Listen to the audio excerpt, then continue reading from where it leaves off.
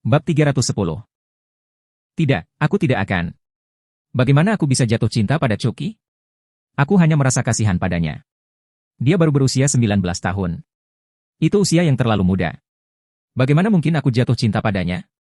Willa menyangkal pikirannya dengan cepat, dan dia terus memegang dagunya dan berpikir, tapi, mengapa aku sangat merindukannya? Dan dia terlihat sangat imut dalam tidurnya tadi malam. Willa tersenyum, Chucky, kamu adalah milikku. Ciuman pertama juga. Tapi kamu masih tidak tahu bahwa itu aku yang kamu cium. Willa merasakan sedikit kekecewaan di hatinya. Hal ini tidak bisa dikatakan kepada Chuck. Jika dia tahu, bagaimana dia akan menghadapinya? Willa merasa bahwa dia seharusnya tidak memikirkannya lagi. Gumamnya, Chucky masih muda, dia masih muda. Semakin Willa memikirkannya, semakin redup matanya yang indah. Dia terus mengingatkan dirinya sendiri, ya, kamu masih muda, tapi aku sudah berusia 30-an. Dia kemudian melanjutkan bertanya-tanya dengan keras, kapan Chucky akan datang? Kenapa aku tidak pergi kepadanya? Tapi, untuk alasan apa? Ini baru setengah hari. Ini sangat menjengkelkan. Willa merasakan sakit kepala. Tapi dia Chucky-ku. Bukankah normal bagiku untuk pergi menemuinya? Lalu, dia akan membawaku berkeliling. Bukankah itu bagus? Dia bertanya-tanya dan tertawa sendiri. Willa tersenyum, ya, aku akan menunggu 2 hari lagi sebelum aku pergi menemuinya. Chucky mungkin sedikit sibuk beberapa hari ini, aku seharusnya tidak mengganggunya untuk saat ini. Tapi, sangat membosankan di sini.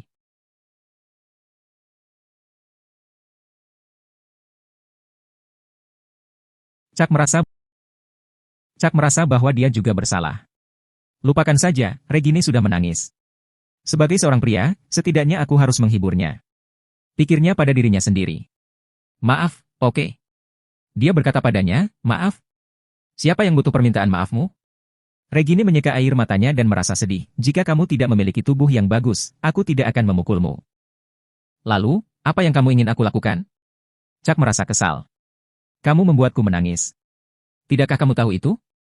Terakhir kali kamu memarahiku, sekarang kamu menegurku lagi. Kata Regina.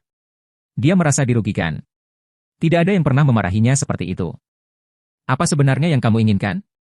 Tanya Chuck langsung. Dia menjawab, berjanjilah padaku satu hal, maka aku akan menerima permintaan maafmu. Regine telah memikirkannya berulang kali. Dia merasa bahwa dia telah mempermalukan dirinya sendiri hari itu dan dia tidak peduli untuk mempermalukan dirinya sendiri sedikit lagi. Bukan tugas yang mudah untuk membuat Chuck berkompromi, oleh karena itu dia harus memanfaatkan kesempatan ini. Lagi pula, Regine belum menemukan ide saat ini. Apa itu? Dia bertanya. Aku belum punya ide.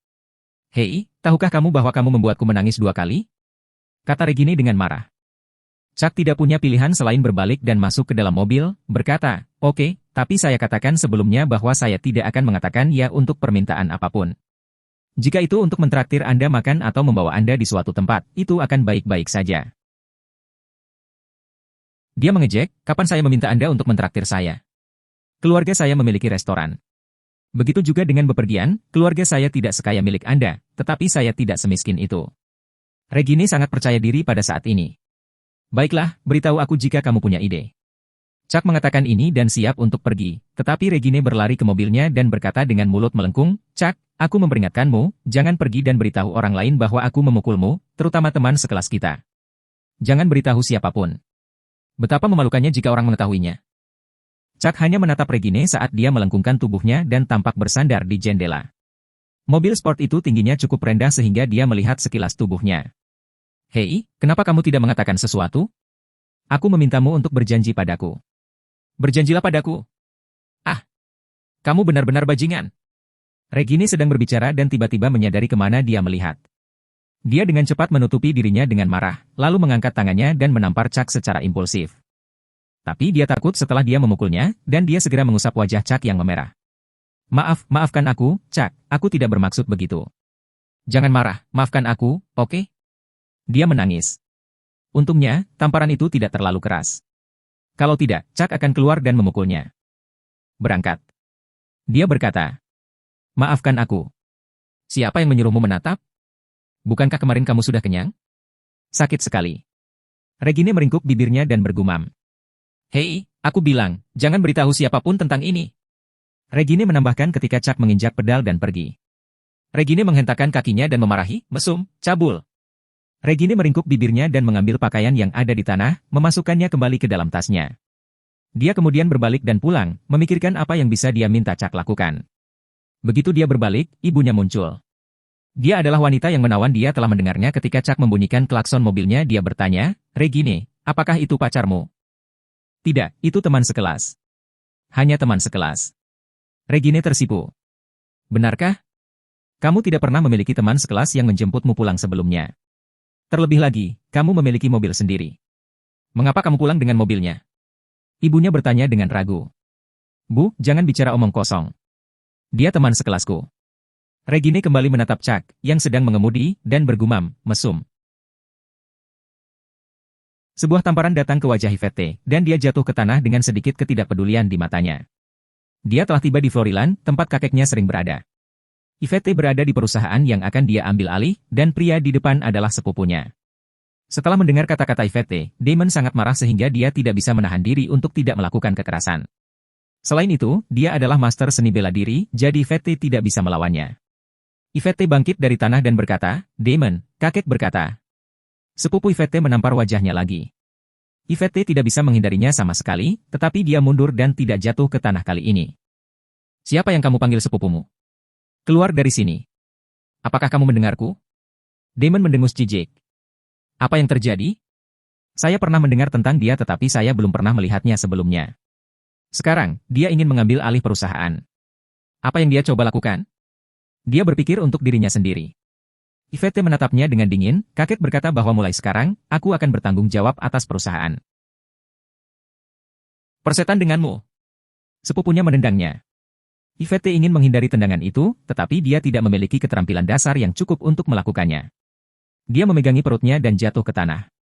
Dia sangat kesakitan sehingga dia hampir pingsan. Ketika dia bangun lagi, sepupunya datang dan mencengkeram lehernya. "Keluar, apakah kamu mendengarku?" "Ah!" Dia merong tiba-tiba karena Yvette mencoba menikamnya dengan sesuatu di tangannya. Untungnya, dia cerdik dan meraih belati dengan tangan kosong. Telapak tangannya berdarah. Dia memukul Yvette dengan marah dan dia dipukuli ke tanah.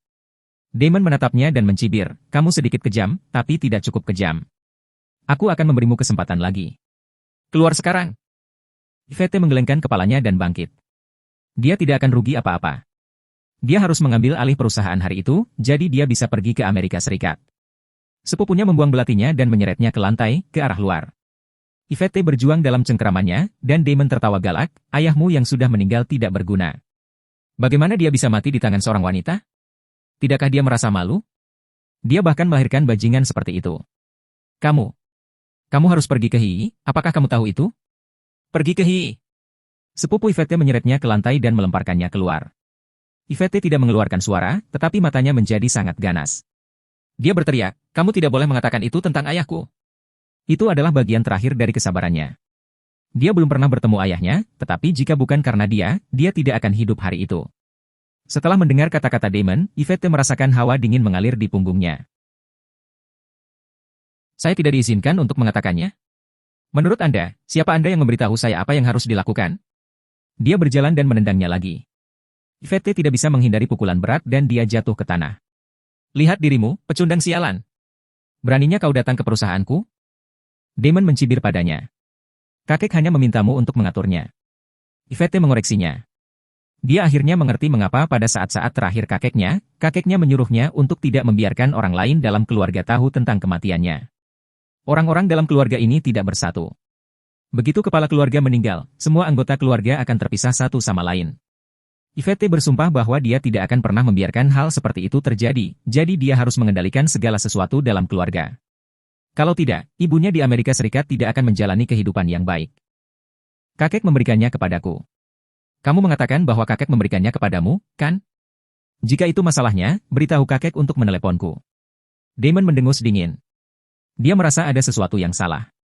Mengapa kakeknya tiba-tiba memintanya untuk menyerahkan perusahaan? Kemudian, dia memikirkan sesuatu. "Sialan! Apakah kamu membunuh kakek? Apakah kamu membunuhnya hanya untuk mendapatkan properti itu? Dasar bastard!" Dia mengutuk saat dia menendangnya keluar dari ruangan. Yvette tidak berteriak, tetapi dia berbaring di tanah dengan rasa sakit dan tidak ada energi. Dia sama sekali tidak menunjukkan belas kasihan padanya. Ketika sepupunya melihat bahwa Yvette terdiam, dia terkejut dan berpikir dalam hatinya, apakah kakek benar-benar mati? Lalu, bukankah aku penerus keluarga berikutnya? Menjadi ahli waris dalam keluargaku. Yang lain adalah orang tua atau remaja. Bagaimana mereka bisa bersaing denganku? Kecuali dia, yang entah bagaimana masih memenuhi syarat. Memikirkan hal ini, Damon ingin membunuhnya. Dia menyeret Yvette kembali ke kamar dan berkata, sepertinya kakek benar-benar dibunuh olehmu. Kamu sangat tidak tahu berterima kasih. Dan sekarang, kamu masih memiliki keberanian untuk datang ke sini dan mengambil alih perusahaan? Kamu pikir kamu akan menjadi siapa? Minta perusahaannya? Kamu anjing yang menyebalkan. Kamu tahu itu? Seekor anjing yang ditempatkan dengan putra Kernly sekarang ingin mengambil alih perusahaan, apakah kamu bercanda? Dia menampar wajah Yvette lagi, kali ini lebih ganas. Bab 311. Yvette dipukuli dengan kejam. Dia bukan tandingan Damon. Pada saat itu, matanya dipenuhi dengan kebencian dan kedinginan. Dia mengangkat tangannya dan menampar wajahnya dengan keras. Wajahnya mati rasa saat dia jatuh ke tanah lagi. Dia menatapnya dengan mulut penuh darah. Aku tidak percaya anjing sepertimu ingin mengambil alih perusahaan. Dia menangis sambil menjambak rambutnya. Dia berpikir, jika kakek benar-benar mati, maka semua harta keluarga akan menjadi milikku. Wanita ini adalah ancaman. Dia harus menemukan cara untuk menyingkirkannya. Yvette tahu bahwa sepupunya ingin mengakhiri hidupnya dan dia bertanya-tanya bagaimana dia bisa melarikan diri dari tempat ini. Dia mencengkeram lehernya dan mulai mencekiknya, berkata, wanita yang sangat cantik. Kalau saja kamu bukan sepupuku, aku tidak akan melepaskanmu. Sayang sekali. Memang, ketika dia pertama kali melihat Yvette, dia terpesona oleh kecantikannya meskipun telah melihat banyak wanita dalam hidupnya. Sosoknya dan kecantikannya berada di level yang sama sekali berbeda. Sangat disayangkan bahwa dia adalah sepupunya. Dia mengeluarkan belati tajam dari pinggangnya dan mengerahkannya ke jantungnya. Chuck kembali ke alun-alun dan memarkir mobilnya. Dia akan bertanya kepada Yolanda tentang situasi di alun-alun dan sebidang tanah yang baru saja mereka beli. Dia berasumsi bahwa tidak akan ada banyak masalah. Dia selalu mempercayai Yolanda dengan pekerjaannya. Untuk mengawasi Yvette, dia akan pergi ke Floryland jika perlu. Jika tidak, jika sesuatu terjadi pada Yvette, Chuck akan sangat menyesalinya. Namun, ketika dia hendak keluar dari mobil, teleponnya berdering. Dia melihat ke layar dan mengetahui itu adalah panggilan dari Queenie. Chuck menjawab dengan tergesa-gesa, khawatir jika sesuatu terjadi padanya. Chuck menjawab panggilan itu dan bertanya, apakah terjadi sesuatu? Tidak, aku baik-baik saja, tapi sekolah akan segera dimulai. Queenie mengingatkannya. Dia telah merenungkan untuk waktu yang lama sebelum dia membuat panggilan ini. Memang, sekolah akan segera dimulai. Dia akan menjadi mahasiswa tahun kedua. Chuck merasakan sakit kepala. Bagaimana dia bisa melupakan ini? Dia menghela nafas. Biasanya, jika Yvette ada di sisinya, dia akan mengingatkannya bahwa sudah waktunya sekolah dimulai. Chuck bahkan berfantasi bahwa jika sekolah dimulai dan dia berhubungan baik dengan Yvette, mereka bisa bersenang-senang di kantornya. Pikiran itu membuatnya sangat bersemangat. Namun, sekarang Yvette tidak lagi menanggapinya dan juga menolak untuk menemuinya. Itu membuatnya sengsara. Jika semua ini tidak terjadi, mereka akan baik-baik saja bersama-sama. Yvette bukan hanya gurunya tetapi juga istrinya. Dia bisa membantunya menyontek selama ujian. Tapi sekarang, itu tidak sama lagi. Chuck menghela nafas, oke, aku tahu. Aku akan berusaha sebaik mungkin untuk muncul saat sekolah dimulai. Chuck berpikir bahwa mungkin dia akan putus sekolah. Karena Yvette bukan gurunya lagi, dia merasa tidak ada gunanya pergi ke sekolah. Oke, Chuck. Bagaimana kabarmu baru-baru ini? Queenie merasa khawatir karena sekolah akan segera dimulai tetapi Chuck sepertinya tidak melakukan apa-apa. Dia pikir dia akan berhenti sekolah, bagaimanapun, dia kaya. Chuck tidak punya kata-kata untuk menjelaskan emosinya dan menjawab pertanyaannya, jadi, dia hanya menambahkan, aku baik-baik saja. Setelah percakapan sederhana, panggilan telepon berakhir. Chuck berpikir, apakah Yvette akan kembali dan melanjutkan mengajar di sekolah? Dia berpendidikan tinggi dan hebat dalam mengajar. Sungguh suatu kerugian. Chuck merindukan Yvette. Sekolah akan segera dimulai. Apa yang harus dia lakukan? Haruskah dia pergi dan menghadiri kelas? Jika dia memutuskan untuk pergi tetapi Yvette tidak ada di sana, haruskah dia berhenti sekolah? Apa yang akan ibunya katakan tentang masalah ini? Chuck merasakan sakit kepalanya semakin kuat. Dia membuka pintu mobil dan hendak memasuki alun-alun, tetapi tiba-tiba, dia mendengar suara klakson mobil. Chuck menoleh dengan ragu dan menemukan bahwa itu dari Mercedes mewah, dan ada seorang wanita duduk di kursi pengemudi. Queen? Apa yang dia lakukan di alun-alun? Queen membuka pintu mobil. Dia menatap Chuck dan berjalan dengan kakinya yang panjang berayun. Sejak dia mengetahui bahwa dia telah kembali dari pelatihan, dia belum melihatnya. Dia telah menunggunya selama berhari-hari dan sekarang, dia akhirnya muncul. Presiden Miller, apa yang Anda? Chuck agak bingung. Mengapa Quinn terlihat sangat marah? Dia tidak bisa mengingat melakukan sesuatu yang mungkin telah menyinggung perasaannya. Sudah lama sekali sejak terakhir kali mereka bertemu. Siapa yang menyuruhmu memanggilku presiden? Kamu sudah lama tidak muncul, apakah kamu masih ingin terus berbisnis di alun-alun? Quinn berkata dengan nada tidak ramah. Kepala Chuck terasa sakit. Dia tidak bermaksud mengabaikan alun-alun, itu terutama karena dia tidak punya waktu. Chuck benar-benar tidak berdaya tentang masalah Yvette, jadi dia tidak berminat untuk peduli dengan pekerjaannya sama sekali. Kenapa kamu tidak mengatakan apa-apa? Quinn datang dan bertanya. Saya minta maaf. Chuck hanya bisa berkompromi. Quinn menatapnya, dan kemarahan di hatinya sekarang sangat berkurang. Dia tersenyum ringan dan suaranya menjadi tenang, mengapa kamu meminta maaf kepadaku? Aku sudah membuatmu marah. Chuck sedang tidak ingin berdebat dengannya. Alasan utama dia berkompromi adalah karena Quinn memiliki pakaian yang bagus dan celana jeans ketat pada hari itu, yang memeluk sosoknya dengan sempurna. Apakah aku memintamu untuk bersikap baik? Dia mendengus, dan suaranya tiba-tiba menjadi lembut saat dia melanjutkan bertanya, apa yang terjadi? Anda dapat memberitahu saya dan saya akan melihat apakah ada yang bisa saya bantu. Awalnya, Quinn ingin memberinya pelajaran. Tapi dia sangat baik padanya, yang membuatnya sangat bingung. Setidaknya cobalah untuk melawan. Jika kamu tidak melawan, bagaimana aku akan terus berdebat denganmu? Dia pikir. Sebenarnya dia juga sangat sibuk baru-baru ini. Meskipun demikian, dia masih datang ke alun-alun setiap hari untuk menangani tugas. Tapi urusan itu pada dasarnya bisa ditangani melalui telepon. Dia juga tidak mengerti mengapa dia datang ke sini setiap hari. Apakah karena dia ingin melihat Chuck? Quinn merasa konyol, berpikir, mengapa saya ingin melihat pria menjijikan ini? Jika saya tidak ingin melihatnya, mengapa saya datang ke sini? Quinn memikirkannya dan terdiam. Dia tidak mengerti mengapa dia merasa seperti itu. Apakah semua ini hanya karena dia telah menyelamatkannya 2 kali? Chuck tidak berpikir itu akan menjadi ide yang baik untuk memberitahu Quinn tentang masalah Yvette. Dia menggelengkan kepalanya dan berkata, tidak apa-apa. HMPH, kamu sangat tidak tahu berterima kasih. Bagaimana kamu bisa menganggap kebaikanku sebagai kedengkian? Quinn mendengus. Pada saat ini, Chuck lapar. Dia berkata, Presiden Miller, izinkan saya mentraktir Anda makan. Sudah kubilang jangan panggil aku presiden. Quinn kesal, dan tak lama kemudian suaranya kembali normal. Dia melanjutkan, mengapa kamu ingin mentraktirku? Saya lapar. Chuck berkata, berbalik dan pergi. Quinn mendengus. Itu normal untuk makan karena dia telah menunggunya untuk waktu yang lama. Dia mengikutinya ke atas. Ketika mereka tiba di lift, Chuck ingat saat-saat dia mengintip punggung Yvette di lift. Ketika dia masuk ke lift, itu membawa kembali kenangan. Apa yang kamu lihat lagi? Quinn memarahinya. Chuck sadar dan menghela napas. Memikirkan Yvette, dia menghela nafas lagi dan lagi. Dia tidak mengatakan sepatah kata pun dan bahkan tidak menjawabnya. Quinn terkejut, bertanya-tanya pada dirinya sendiri, aku tidak mengutuknya. Dia selalu menatap jadi aku harus memanggilnya keluar. Tapi kenapa dia begitu diam hari ini? Apakah sesuatu yang buruk benar-benar terjadi?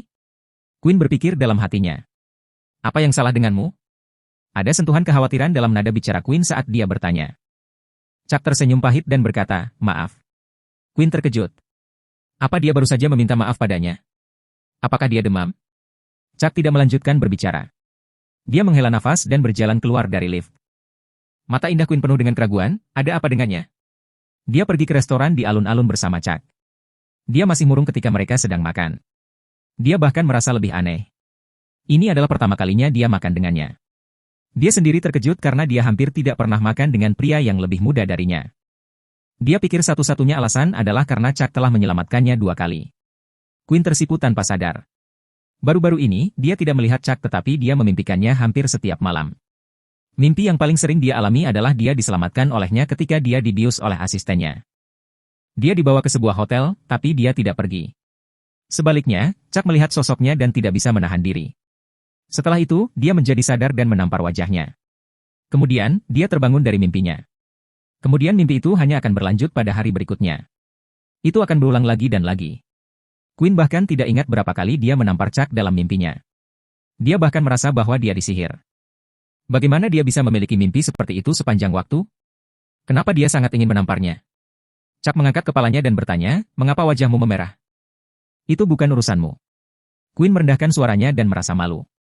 Yang pasti, Chuck tidak tahu berapa kali Quinn memukulnya dalam mimpinya. Setelah dia melihat Quinn selesai makan, dia pergi untuk membayar tagihan. Queen mengikutinya keluar dan ingin bertanya apa yang terjadi padanya.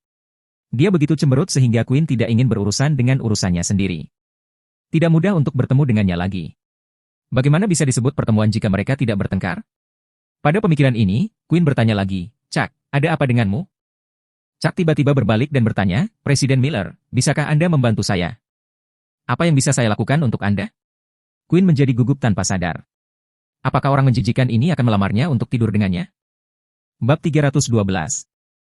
Tentu saja, Chuck tidak pernah berniat untuk tidur dengannya sejak awal.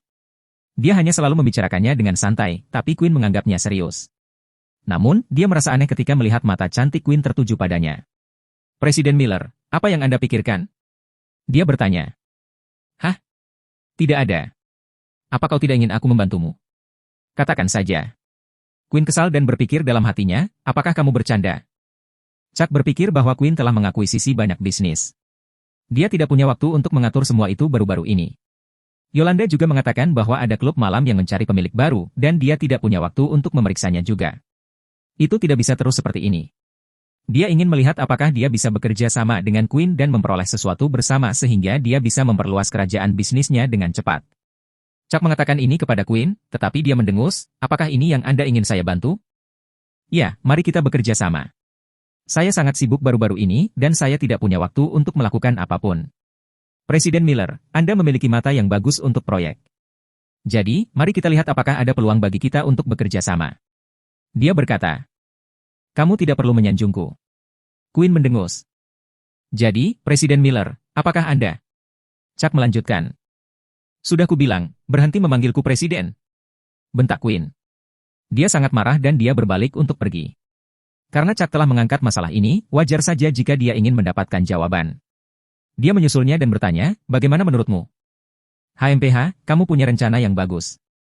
Kamu ingin aku membantumu dengan bisnismu, bukankah anak muda ingin mandiri?" Queen menatap Chuck.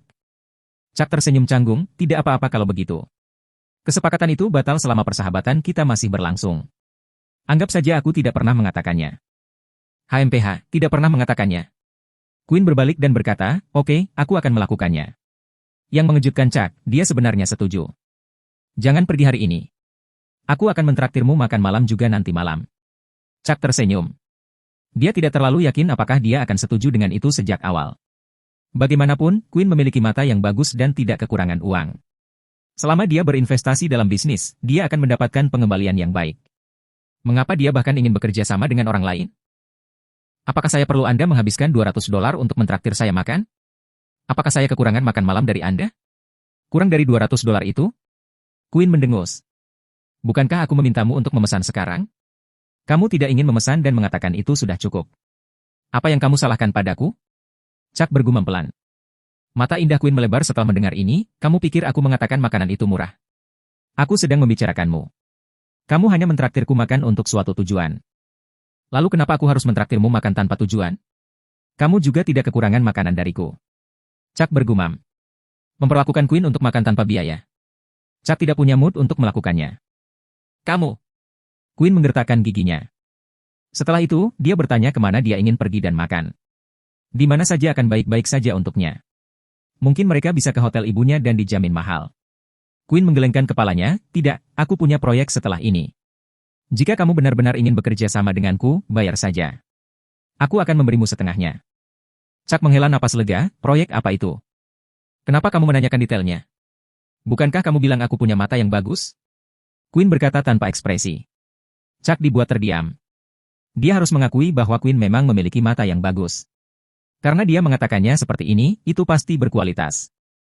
"Oke, setelah kamu mengkonfirmasinya, beritahu aku harganya," kata Chuck. Queen mendengus dan berbalik untuk pergi. Chuck mengulurkan tangan tanpa daya dan menariknya, "Presiden Miller, jangan marah. Saya benar-benar ingin mentraktir Anda makan malam-malam ini. Jangan pergi. Inilah yang harus dia lakukan. Paling tidak, mereka berdua telah bekerja sama, jadi mereka harus makan malam bersama. Saya tidak makan makanan pedas. Itu terlalu pedas sekarang, ganti ke restoran lain jika Anda ingin makan dengan saya," kata Queen. Chuck tersenyum, ini berarti dia setuju. Ada beberapa restoran dengan hidangan ringan di alun-alun. Chuck telah memakannya beberapa kali dan dia memutuskan untuk membawa Queen ke sana malam itu. Namun, dia pikir akan lebih baik jika mereka pergi ke hotel ibunya saja. Karena itu, dia berkata, ayo pergi ke hotel ibu saya. Hidangan di sana enak, beberapa di antaranya bernilai lebih dari $10.000. Saya yakin Anda akan menyukainya. Aku tidak bilang aku ingin sesuatu yang mahal. Ayo makan di sini saja. Quinn menggelengkan kepalanya. Oke. Apakah Anda ingin pergi ke kantor saya atau berjalan-jalan sendiri? Dia bertanya. Apa gunanya berkeliaran? Aku sudah di sini puluhan kali. Quinn menjawab.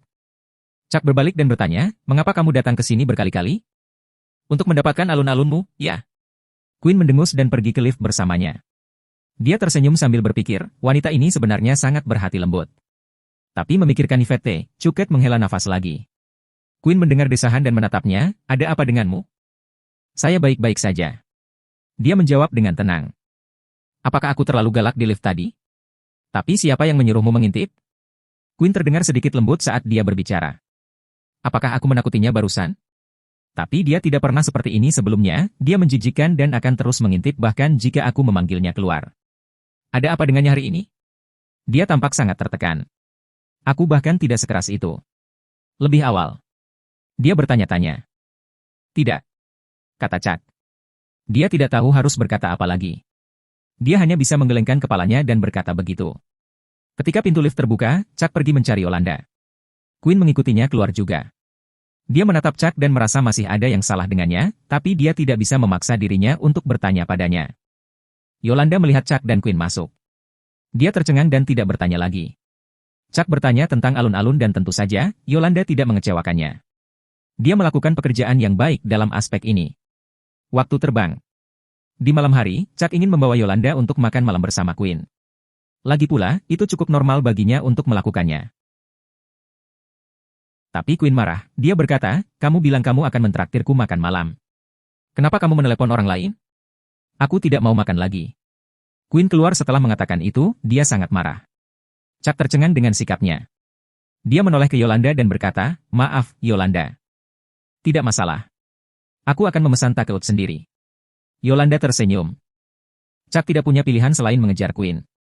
Tidak mudah bagi mereka untuk bekerja sama satu sama lain, tetapi dia tiba-tiba marah. Bagaimana mereka bisa bekerja sama nanti? Presiden Miller, jangan marah. Mengapa Anda bertingkah seperti gadis kecil? Ini bukan masalah besar, itu hanya orang lain di meja. Chuck menghiburnya. Kenapa aku harus makan dengan orang lain? Quinn sangat marah.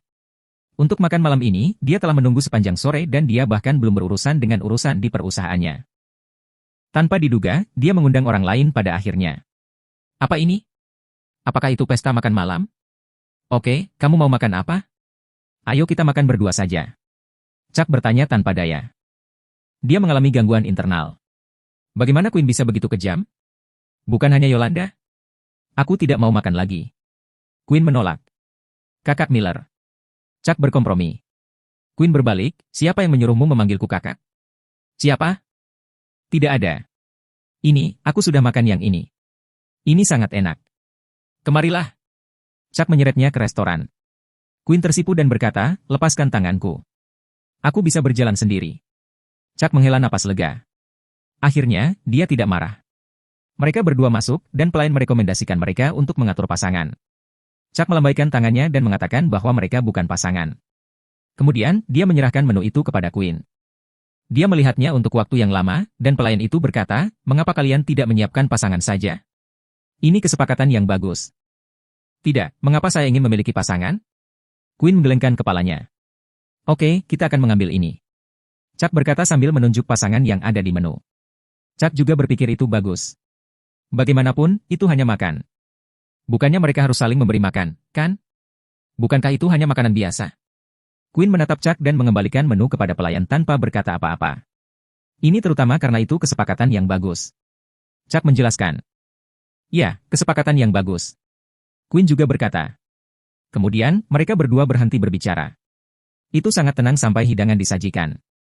Chuck berpikir itu agak lucu karena sepertinya kencan buta. Dia mengambil garpunya dan mulai makan. Sambil makan, dia berkata, apakah menurutmu kita terlihat seperti kencan buta? Siapa yang mau kencan buta denganmu? Kau menjijikkan sekali. Quinn mendengus dan melanjutkan makannya. Dia pikir makanannya enak. Makanan yang mereka makan saat makan siang terlalu pedas. Chuck tiba-tiba memikirkan Yvette dan menghela nafas. Quinn mendongak dan berkata, ada apa denganmu? Baik, kamu tidak terlalu menjijikkan. Ya. Chuck tersenyum pahit. Jarang bagi Quinn untuk mengatakan itu. Setelah mereka selesai makan, Chuck menerima telepon dari Regine. Hei, aku sudah memikirkannya. Ayo pergi ke Floryland. Itu suara Regine. Dia telah memikirkannya berulang kali. Chuck telah menjanjikan satu hal padanya dan dia sedang memikirkan apa yang harus dia lakukan. Tampaknya yang bisa dia lakukan adalah membiarkan Chuck menemaninya dalam perjalanan ke suatu tempat. Bagaimanapun, dia kebetulan memiliki sesuatu untuk ditangani di sana. Oke, ayo berangkat besok pagi. Chuck tidak ragu sama sekali. Bagaimanapun, Yvette berada di Floryland saat ini. Namun, Regine sebenarnya memintanya untuk melakukan apa yang diinginkannya. Hah? Apakah kamu setuju begitu saja? Regine tercengang. Ya, sampai jumpa di bandara besok pagi. Setelah itu, Chuck menutup telepon. Halo, halo. Panggil Regine. Dia dalam keadaan kebingungan. Dia melihat nomor telepon dan berkata, saya tidak mendapatkan nomor yang salah. Mengapa dia menyetujuinya begitu cepat? Regine merasa sangat mengejutkan. Kau mau kemana? Quinn mendengarnya. Kemana dia pergi lagi? Florylandia. Chuck tidak menyembunyikan apapun. Aku juga pergi. Quinn berkata dengan sungguh-sungguh. Dia ingin mencari tahu apa yang terjadi pada Chuck.